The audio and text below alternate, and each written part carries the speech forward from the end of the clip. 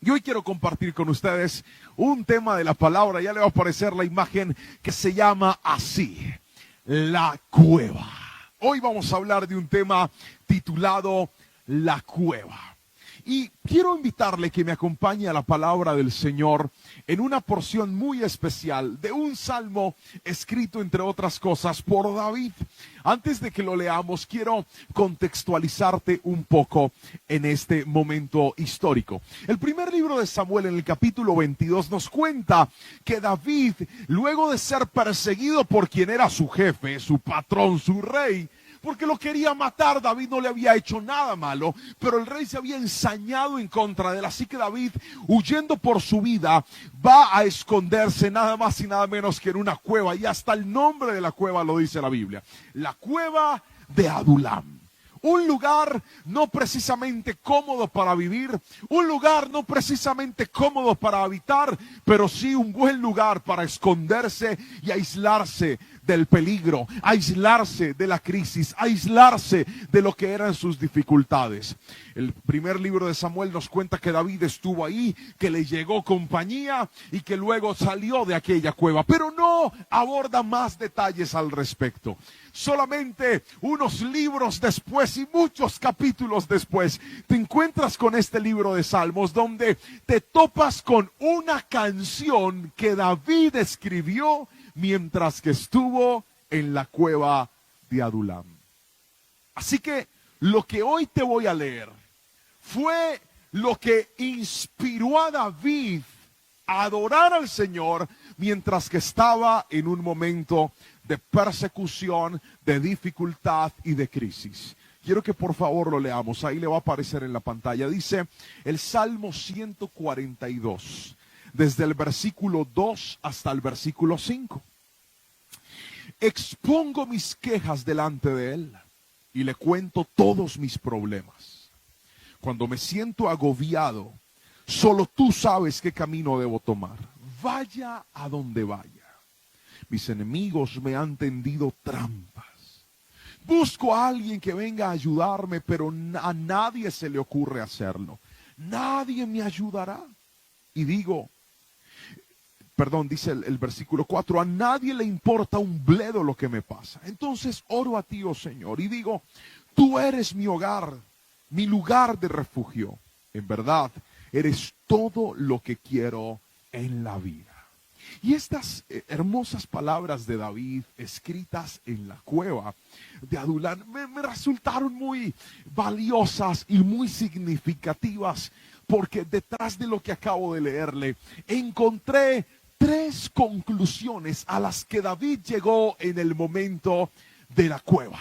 La terapéutica cueva de Adulam. Y hoy voy a hablarte porque, ¿sabes algo? Creo que la cueva es parte de la vida. Creo que el llegar a esa instancia llamada cueva parece que fuera necesario para la construcción del carácter, parece que fuera necesaria para la madurez de la juventud, parece que fuera necesaria para nuestra madurez espiritual, porque la cueva no se parece en nada al palacio que Dios le prometió cuando lo ungió como rey.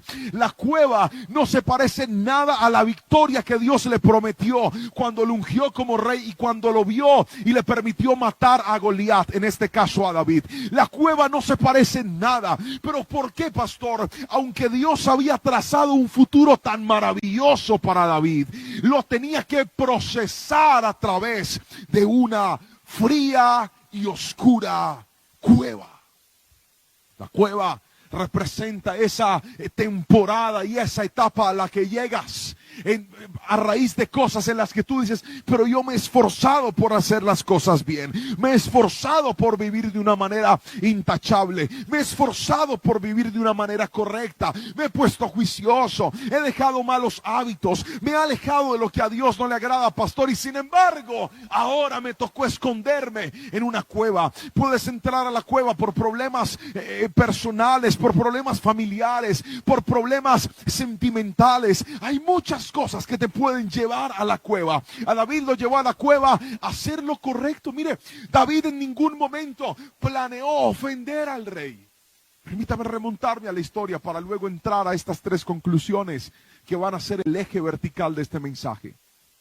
David se va a llevarle comida a sus hermanos a la guerra, y llegando a la guerra se encuentra con que hay un gigante desafiando a Israel. David se enerva y se llena de ira con aquel gigante porque estaba ofendiendo a Dios y a su pueblo.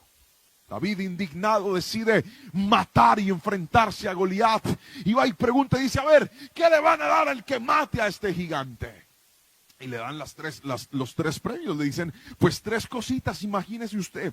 Lo primero es que se va a volver el general del ejército de Israel, nada más y nada menos, porque es un tipo muy valiente.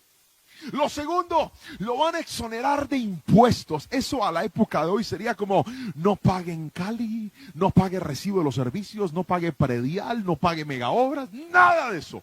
Quedó exonerado él y su familia. Y lo tercero es que se va a casar con la hija del rey. Imagínense, o sea, si Saúl, siendo el rey, era el tipo más apuesto, pues seguramente su esposa también debió haber sido una mujer hermosa. Y seguramente su hija, pues, era la hija del rey.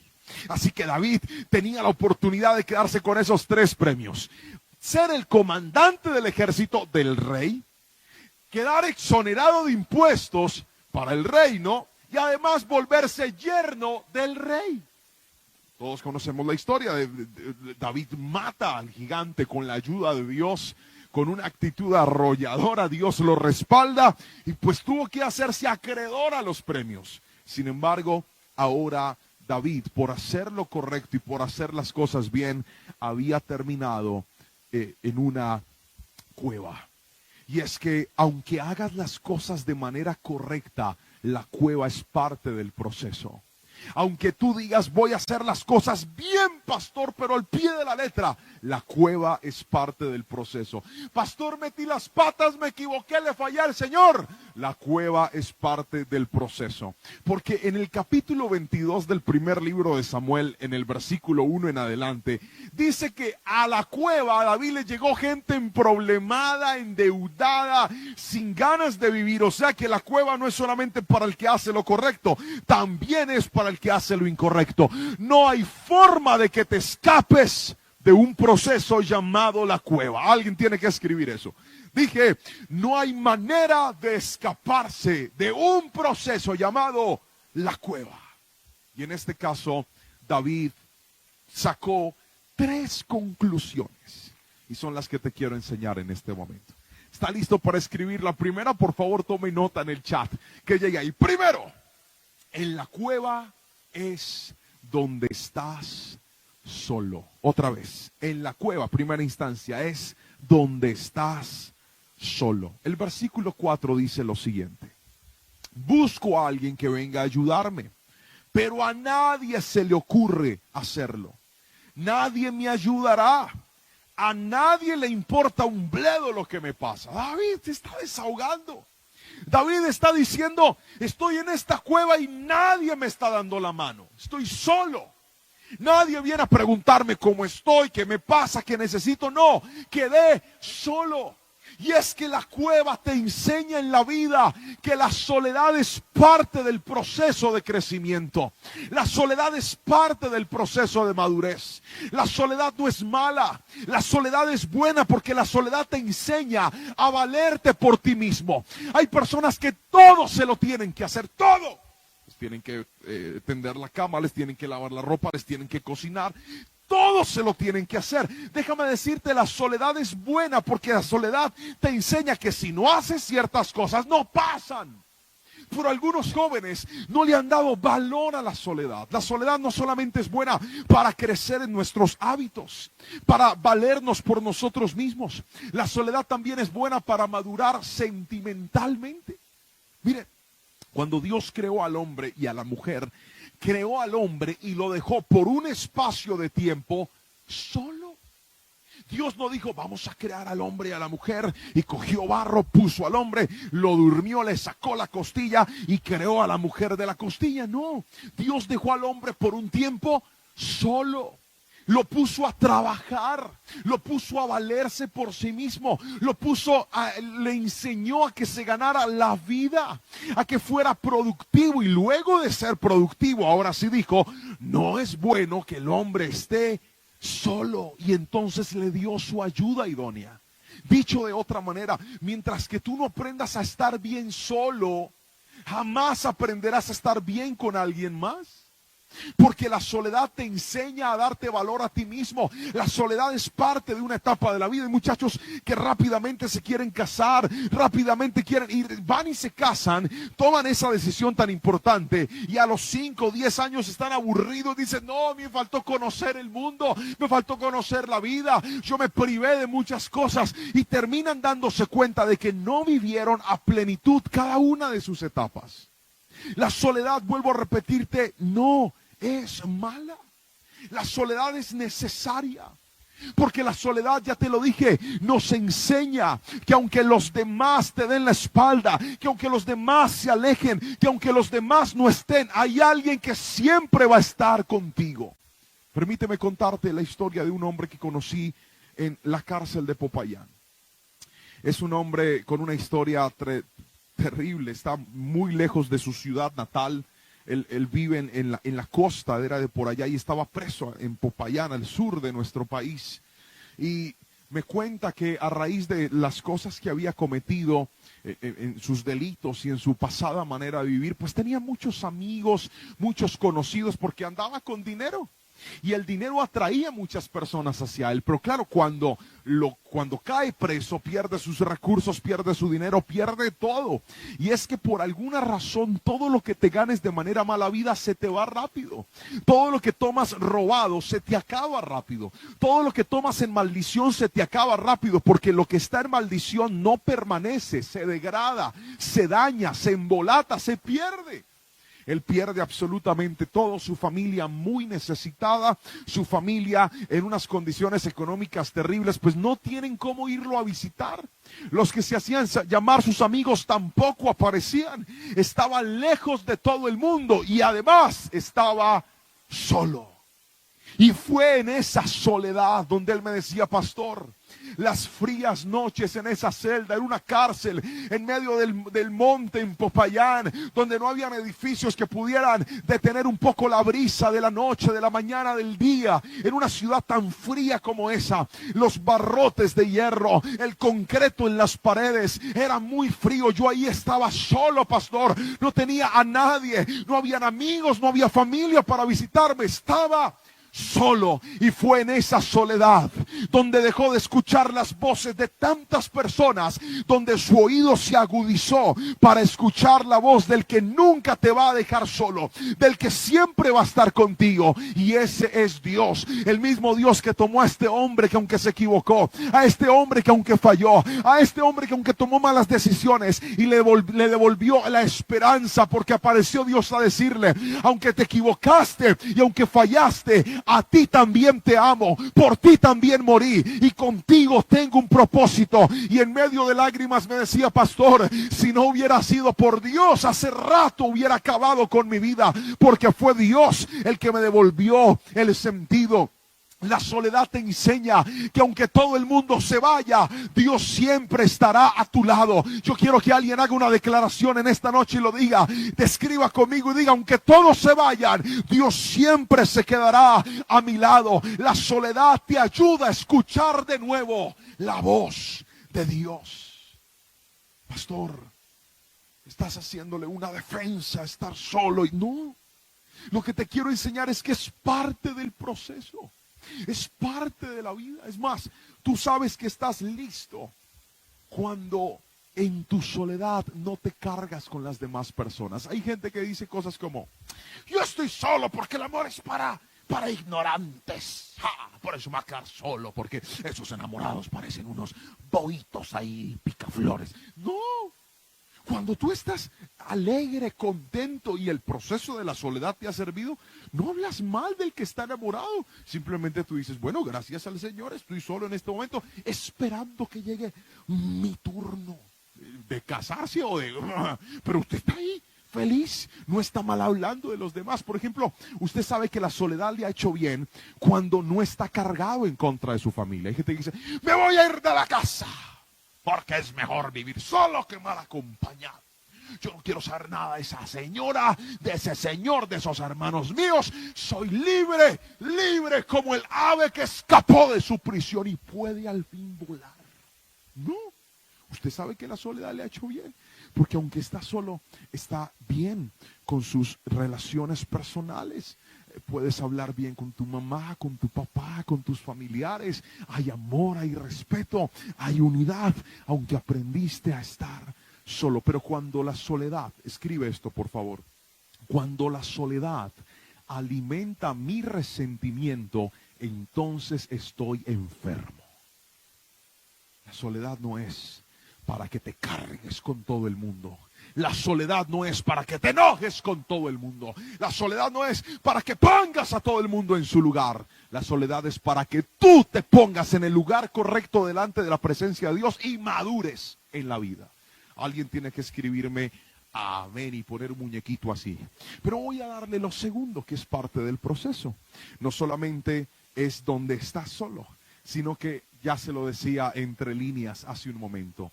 En la cueva es donde hablas con Dios. Donde hablas con Dios. Segundo, escríbalo, igual ahí le está apareciendo. Segundo, donde hablas con Dios.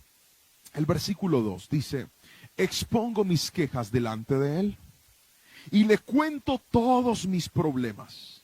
Cuando me siento agobiado, solo tú sabes qué camino debo tomar. Vaya a donde vaya. Mis enemigos me han tendido trampas. ¿Sabes algo? Si la cueva no te ha enseñado a orar, entonces no estás listo para salir de la cueva. Porque la vida de nosotros se fundamenta en la oración.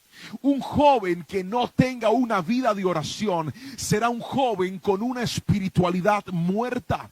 Lo que hace que tu espiritualidad viva no es cantar. Lo que hace que tu espiritualidad viva no es venir a la iglesia. Lo que hace que tu espiritualidad viva es la oración. Por eso muchos muchachos vienen a la iglesia, adoran al Señor, sienten la presencia del Señor, escuchan la voz a través de la palabra y ese día se sienten vivos, pero al siguiente día, como no hay iglesia, no hay adoración, no hay búsqueda del Señor, se sienten carnales, vuelven al pecado, vuelven a lo indebido. Quiero que escuches esto: lo que puede hacer que tu vida espiritual se mantenga y permanezca es levantar una vida de oración, es levantar una vida de comunión. Permíteme hacerte una pregunta, tú que estás con tu familia y te conoce perfectamente, antes de dormirte y al levantarte, ¿qué es lo primero que haces?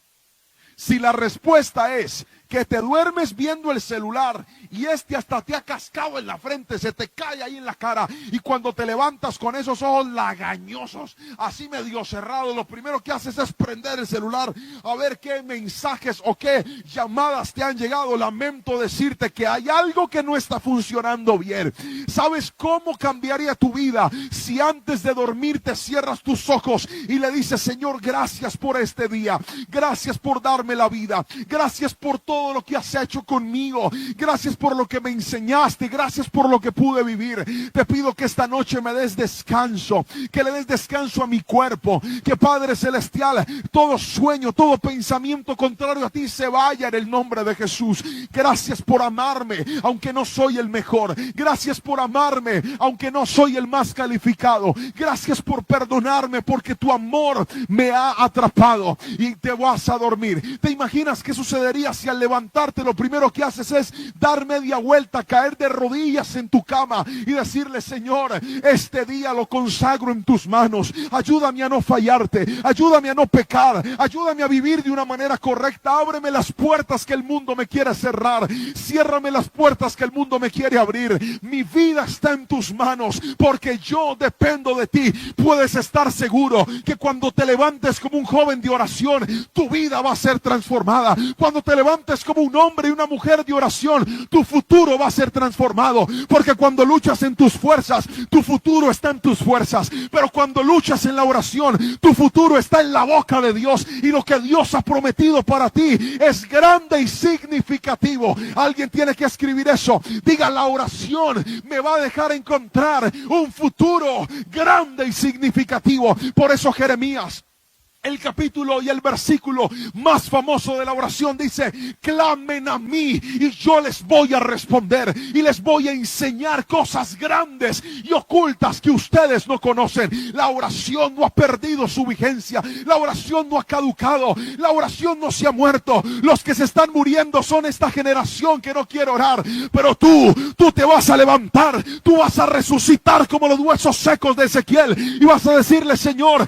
voy a ser un hombre, voy a ser una mujer de oración en el caso de las niñas. Y vas a decirle: Señor, porque mi futuro no lo voy a encontrar tocando las puertas de la tierra, mi futuro lo voy a encontrar tocando las puertas del cielo. Alguien tiene que escribir amén si cree esa declaración en el nombre poderoso de Jesús. En la cueva aprendes a hablar con Dios. Claro, no había nadie, solo estaba Dios. Así que hable con Dios.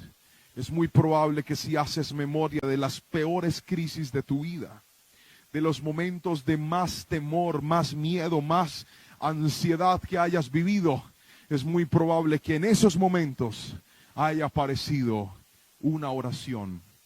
Pero no debería ser así. La cueva nos enseña que en la oración hay poder, pero no que debo ir a la cueva para orar. No. La oración debe estar conmigo siempre. Pero déjame darte lo tercero y último, y con esto voy a terminar esta enseñanza. Es el lugar donde sirves a otros. Otra vez, la cueva es el lugar donde sirves a otros. Voy a volverlo a repetir por tercera vez. La cueva es el lugar donde sirves a otros. El versículo número 7 dice lo siguiente: sácame de la prisión para que pueda agradecerte. Los justos se amontonarán a mi alrededor, porque tú eres bueno conmigo. Y esto me impactó profundamente, porque cuando estás pasando por la cueva, tú te sientes vacío.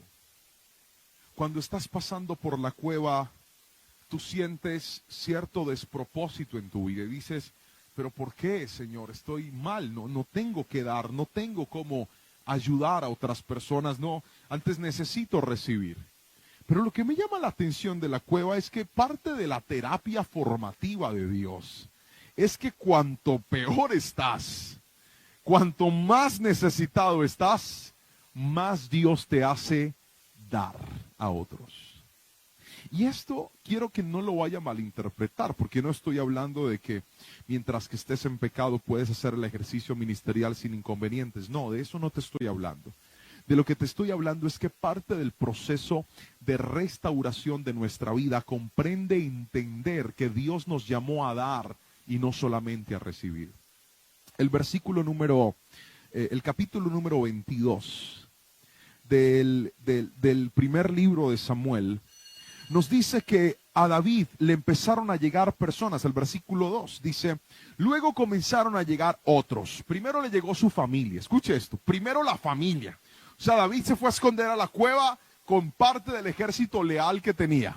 Después le llegó toda la familia ahí a acompañarlo, a estar con él, a hacerle presencia. O sea, el tipo huyendo por su vida y ya le llegó la familia y dice: ¡ay, caramba! Pero no solamente le llegó la familia, miren los que le llegaron. Versículo número 2, luego le comenzaron a llegar otros hombres que tenían problemas, que estaban endeudados, que simplemente estaban descontentos. Y David llegó a ser el capitán de unos 400 hombres. Esto me llamó la atención profundamente. Señor, David está desesperado. David está angustiado. David no sabe qué hacer con su vida. Está haciéndose muchas preguntas del por qué, haciendo lo correcto, ahora le pasan cosas difíciles. Y tú le mandas gente para que él la ayude. Mire, creo que ustedes conocen a Yokoi Kenji. un colombo japonés muy famoso, cristiano, conocedor de la palabra, un líder excepcional, conferencista de alto calibre. Y Yokoi Kenji cuenta entre sus historias cómo en su país natal, en su segundo país, en Japón, hay un índice tan alto de suicidios en los jóvenes. Es un país donde hay una disciplina excepcional, donde todo funciona a la perfección, los niveles de tecnología son altísimos, los niveles económicos son mucho más elevados que los que tenemos en nuestra nación, pero por alguna extraña razón, esa vida tan perfecta le genera ciertos vacíos a los jóvenes y muchos de ellos han encontrado en el suicidio un escape para su vida. Yokoi, como parte de sus estrategias de ayuda a estos jóvenes, empezó a crear unos intercambios. Entonces se traía jóvenes de Japón hasta Colombia y se los llevaba a al barrio donde él vivía antes en Bogotá, Ciudad Bolívar. O sea, a una zona roja, peligrosa. Y allá se iba con esos muchachos. Y el impacto era tremendo cuando ellos empezaban a ver no solamente la delincuencia, sino la amabilidad de las personas. Los saludaban, los escándalos, la bullaranga, esa vida tan diferente, tan imperfectamente perfecta. Y los enseñaba a ayudar, los enseñaba a servir, los enseñaba a colaborarle a otras personas. Y estos muchachos empezaron a encontrar que en la medida que podían servir a otras personas, le hallaban sentido a sus propias vidas. Y esto es profundamente importante, porque si hay algo que Dios va a usar para conectarte con tu propósito, es tu servicio. Alguien tiene que escribir lo que le acabo de decir. Si hay algo que te puede conectar con el propósito de Dios, es tu servicio. Mira, yo te lo digo sin temor a equivocarme. Si yo no hubiera servido a Dios durante toda mi juventud, no estaría aquí. No estaría aquí. Porque si algo me ayudó a mantenerme en Dios, no fue precisamente la convicción que tengo en Dios. Porque he tenido muchas dudas en mi juventud y en mi adolescencia, como cualquier persona las pudo tener. Pero si algo me tuvo anclado a la presencia de Dios, fue el servicio. Cuando sirves a los demás, cuando sirves a otros, le hayas sentido a tu vida. Por eso el diablo no quiere que sirvas más al Señor. Por eso el enemigo te metió en la cabeza la idea de: ya no sirvas, no estás capacitado, no eres apto, aléjate de todo, ya no hagas nada por la iglesia, ve y siéntate en una banca. El diablo sabe que cuando mate tu servicio, matará tu propósito. Que cuando mate tu servicio, te va a enfriar, y cuando te enfríe estarás listo para ir en reversa al sueño de Dios. Pero hoy te digo en el nombre de Jesús, así como David, que en su momento de crisis Dios le mandó gente para que ayudara, hoy te digo, Dios te va a devolver el propósito cuando te levantes y vayas y ayudes a los que están pasando por necesidad. Cuando saques ropa que ya no te pongas y salgas en una de estas noches a bendecir a personas que la están pasando muy mal. Cuando en medio de que te ganes algo de dinero, consigas algo y lleves comida a los necesitados. Ve y sirve a los demás. No te vayas tan lejos. Busca un amigo, busca un conocido. Hay gente que no está trabajando en este momento. Hay gente que la está pasando muy mal. De lo mucho o de lo poco que tengas, bendice a los demás. La palabra del Señor dice: el alma generosa, esa será prosperada. Y yo te digo en el nombre de Jesús, aprende a servir a los demás y te vas a dar cuenta que eso le va a dar sentido a tu vida. David no sabía que esos endeudados, esos emproblemados, esa gente llena de problemas, años después serían los famosos valientes de David. Porque Dios dijo: lo que te he dado es tan grande que voy a hacer que todo el que se acerque a ti también sea grande. Pero la cueva te ha nublado y la cueva te llenó de ideas la cabeza, diciendo: me quiero morir, yo voy a dejarlo todo tirado, yo no sirvo más para esto, yo mejor me voy al mundo a hacer lo que todos hacen. Hoy te digo: renuncia a esa idea y en el nombre de Jesús escucha y recibe estas conclusiones a las que David llegó. La cueva le enseñó que hay que aprender a caminar en la soledad, claro que sí, no para vivir resentidos con el mundo, para madurar y aprender a valorar lo que tenemos. La cueva le enseñó que tenemos que hablar con Dios. Tenemos que orar. Sin oración no hay bendición. Pero lo tercero y último que le enseñó la cueva es que sirviendo a otros iba a hallarle sentido a su vida. No sé si tal vez la cueva se te prolongó porque tu soledad se te volvió una excusa para estar resentido. Tal vez la cueva no se ha terminado para ti porque en vez de hablar con Dios, te alejaste de Dios y no quieres orar. Y tal vez esa cueva se encargó de llenarte la idea, en la cabeza de la idea de que tú no debes servir y no debes hacer nada por nadie porque nadie te valora. Hoy te digo, da, sirve a otros, porque el alma generosa, esa será prosperada.